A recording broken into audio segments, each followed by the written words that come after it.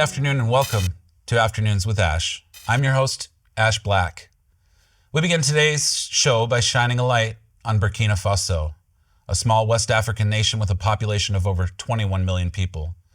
Roughly equivalent to the population of New York, this beautiful country is known for its vibrant culture, stunning landscapes, and warm hospitality.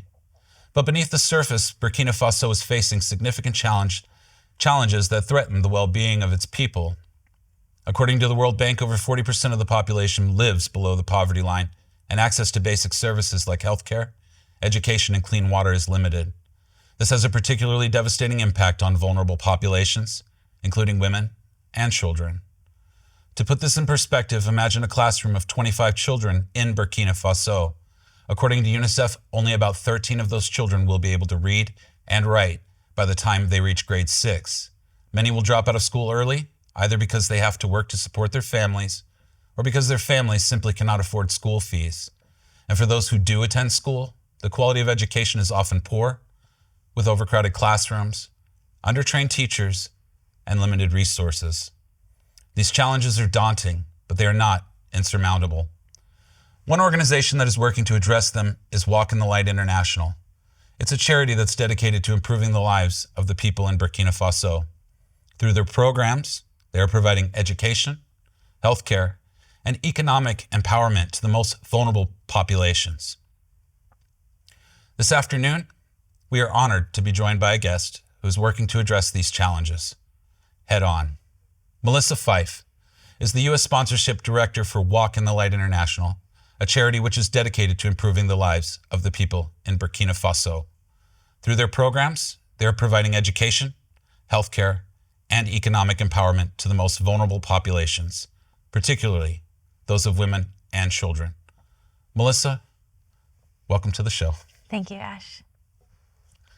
Can you tell me a little bit about your experience with working with Walk in the Light International and what drew you particularly to this charity? Yeah, well, I actually started working with Walk in the Light as a volunteer. I heard about what they were doing and was interested in finding out more.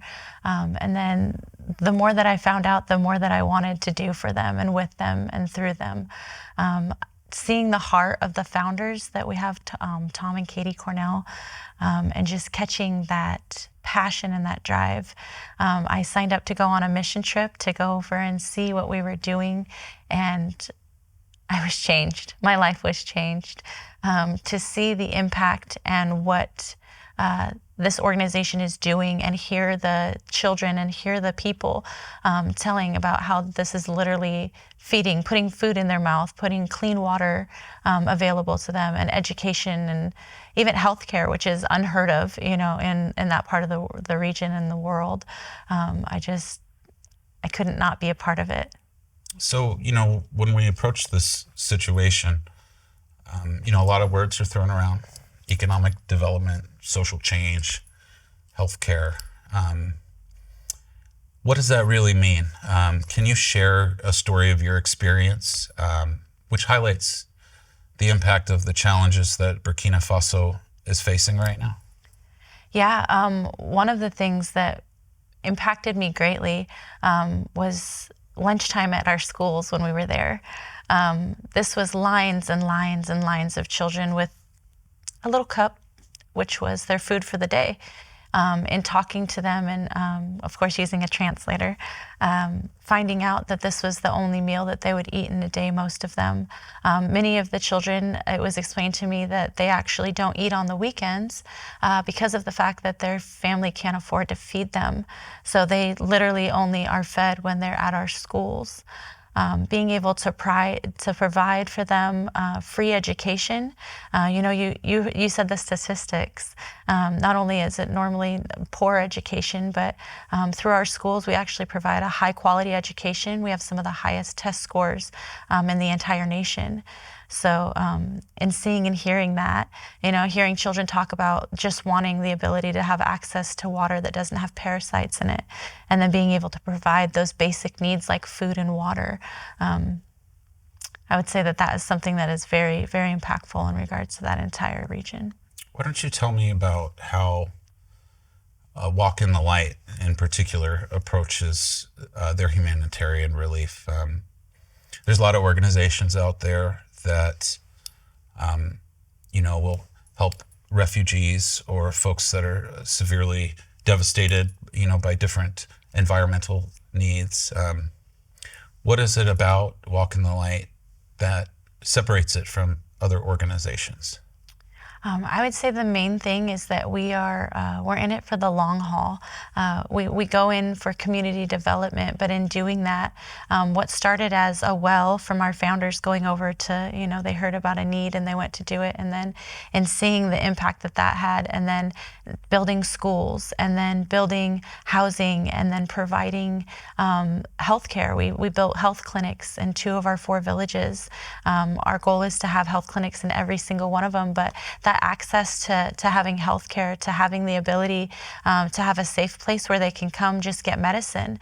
Many of them malaria is huge over there. Yeah. And we've had many people that have said that they probably would have not either made it or had horrible times with that if it wasn't for the free healthcare that they're able to have access to. So I would say one of the things that sets us apart, not that we don't appreciate everything that goes on in Burkina Faso, we're excited and we love, but example, if someone comes in and they put a well and they bring clean water, that's wonderful and that's lovely. But being able to then from there build a community around that, be able to provide the basic needs that we in the United States are so blessed to have, but is taken for granted, I think. Yeah. I think in thinking about the word humanitarian and what that means, it's providing things to people that are not able to do that for themselves or don't have access to it. And Walk in the Light International, that's what we do. We went from one well to 1 village to now we have 4 villages that we have schools in that we provide food in. The healthcare centers that we have in the 2 villages, that's access for all of our schools. We have an orphanage that we supply food to every month. We also have an entire refugee camp that would be essentially starving and not have any place to go if it wasn't for the fundings we were able to raise and provide for them to have temporary housing and food and clothing. So, because that's one of the big things that's happening over there, and in our conversations, it can be very dangerous for the folks that live there, but through these homes and schools, there's a safe place for these individuals now. You speak of, what we take for granted, and I think that's, a really important piece of this topic, and we talked about it a little bit, but, I think it's important to share with our audience, just how easy it is to find a solution, My understanding is it only takes roughly $32 a day to support a child completely. Yeah. Or not $32 a day, I apologize, Monthly. a month, Yeah. Would completely support the healthcare and education of 1 child over there. And, that really made me think about it. What have I been taking for granted? Yeah. How much is that extra cup of coffee a day? How much time do I spend driving around aimlessly, wasting gas? So Walk in the Light International offers several ways for individuals to get involved. Why don't you talk to me a little bit about, ways that viewers might get involved if they're interested in getting behind this important mission? Yeah, well, one of the ways that you mentioned was child sponsorship.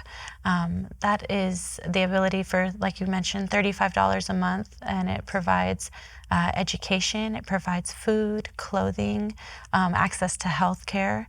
We have a multitude of projects that we're currently working on that we're always looking for partners with.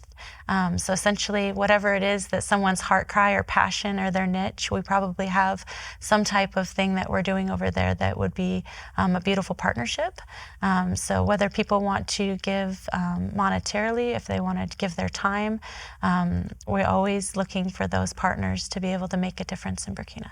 And I think, that's a really important, thing to mention, is that time is really one of the most valuable contributions. Awareness, the ability to say that I will no longer remain ignorant to these things that are happening. That's a change that anybody can make right now in their living room. And this is an opportunity, because so many people out there just aren't aware of what life is like for each one of those children. Yeah. Tell me what life is like now for those children when you go visit them in Burkina Faso. You shared with me some photos that we will share with our audience, and you can see that these people, live in a way that's completely foreign to how we live our lives here in America, but just smiles to smiles. What are we seeing in those photos? Well, the organization's name is Walk in the Light International, and I think that that's what we're seeing is a little bit of light. Even if we can take one child and bring a smile, bring food to the hungry, bring water to those that are thirsty, those are basic needs that, like you said, as living in America and being as blessed as we are, we don't always think about those things. But to be able to see children that, now that I've been blessed to go over there multiple times over multiple years, and see those children that, weren't sponsored and then they get sponsored, and the difference that it makes when they open, you'd be so surprised that what a Frisbee and a pack of Tic Tacs, that's like Christmas to them. These are children that have nothing. So when they're blessed with anything, they're such a grateful people. They're so thankful, and just it brightens their entire world just to have and know that there are people that that care about them, that are fighting for them. One of the main questions that I get asked when I'm over there is why do you care so much? And one of the things that I respond with is because we should. If you were homeless, if you didn't have a job and you were out on the street and I saw you, I would stop and I would offer you food and see what I could do for you. So now these are people in a country where this is a widespread thing. It's not like, maybe one or two people. It's most of them are in just desolate conditions, and being able to provide them with just a glimmer of hope, empowering them to make a change in their own lives, but also being able to take a whole entire community and develop that in a manner in which that they have opportunity that they would never be given, is what Walk in the Light is about. It's, until earth looks like heaven is our slogan. And, heaven can look like to a homeless person a cup of water. Heaven can look like a meal in their belly to a hungry person. So the drive and the passion behind it is us doing what we can for those that can't do for themselves, and being able to bring a little bit of heaven to them. Until earth looks like heaven. Yeah. I like that. What does it do for you?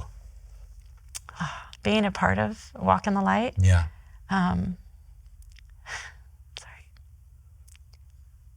It's changed my entire life. It's given me purpose. Before I worked with Walk in the Light, I owned my own business, and it was a very profitable business. But then I started to get involved, and I started seeing an actual change in an organization. I had partnered with, previous things that were like, you can give this and give that, but I never saw what it was actually doing. It was always feeling like it was doing the same thing over and over again with no fruit from that. Being a part of Walk in the Light International, not only am I behind the scenes a little bit, so I do see that when we say, hey, we're raising funds for this cause, that those funds are going to that, knowing that what we're saying and the fruit of that, if we raise funds and we're like, hey, currently we're working on building a high school in one of our villages. Well, not only do those funds go to that, but then we post those pictures and we're able to say, I was a part of that. Having purpose and finding a place where you're able to better someone else's life is priceless. Let me ask you, how can people stay engaged and continue to support Walk in the Light International? You have some events coming up? Yeah. Why don't you tell us a little bit about that? All right. We do a couple of annual events. One of them is our Walk for Water, which is June 24th this year, and the information and to register, you can find that on the website.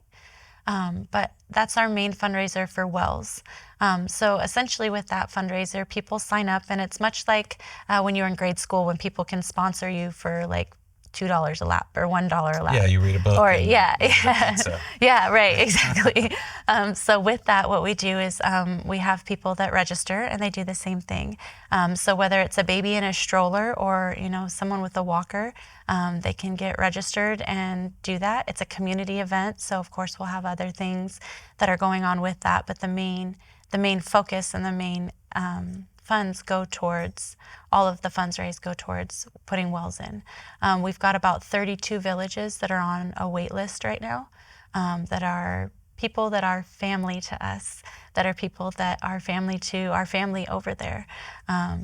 So that's one way, is the Walk for Water.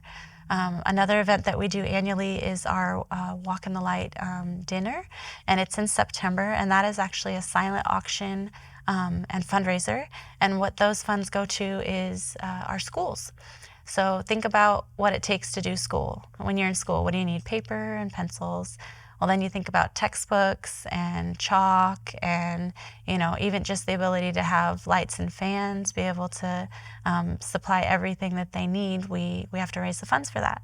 So the dinner we do every year is for that specifically. Other ways that people can be connected, like you said, is sponsorship. We've got just under 1,100 children that we have that are unsponsored. So that's monthly that we are going out and raising funds to be able to provide those things for those children. So just as simple as partnering with us and doing child sponsorship is a great way. We're always posting on Facebook, on Twitter, through our website. We also have a monthly email that we do updates. So if let's say that we have, it's called like a gap fund, where we're short because we need to be able to feed this village and we haven't raised the funds. That information would go out in an email.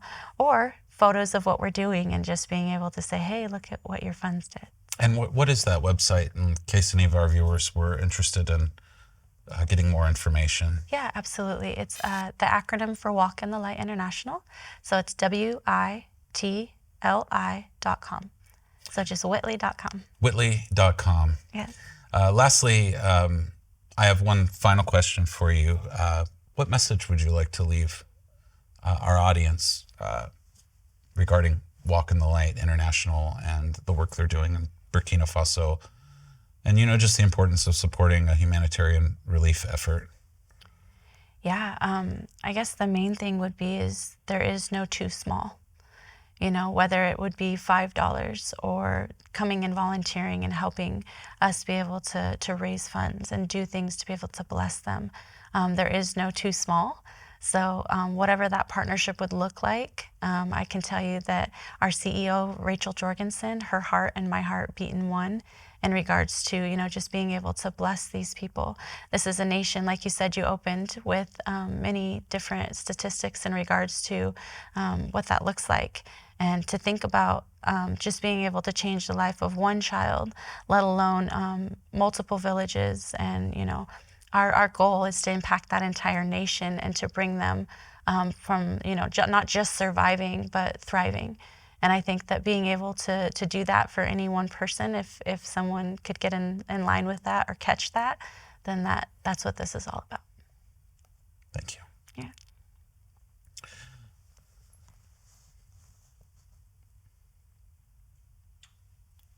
We ready for closing monologue? Closing statement?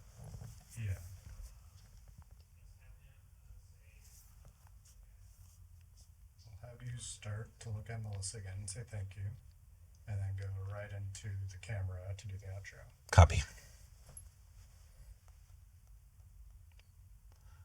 We're just going to stare at each other for a while first. Okay. Perfect. I can get you down if you want.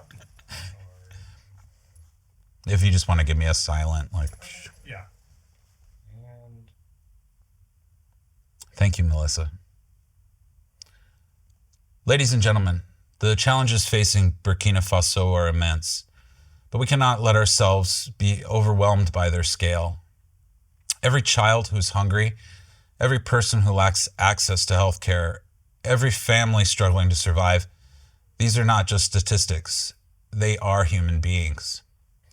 Human beings with hopes and dreams and the same desire for a better life that we all share. Today, learning of the problems facing Burkina Faso, we have all taken part in an opportunity to make a real difference. I hope that in the future you will visit Walk in the Light International's website and learn more about the work that they do and find ways to actively participate in this noble cause. Whether it is through a donation, sponsoring a child, or volunteering your time and skills, every action you take can make a real and tangible impact on the lives of those in need in your community and abroad. So let us not be silent in the face of suffering. Let us be agents of change, of hope, and of love. Let us come together as a community and as human beings to make a real difference in the world. Thank you for joining us this afternoon and for your commitment to creating a brighter future for us all.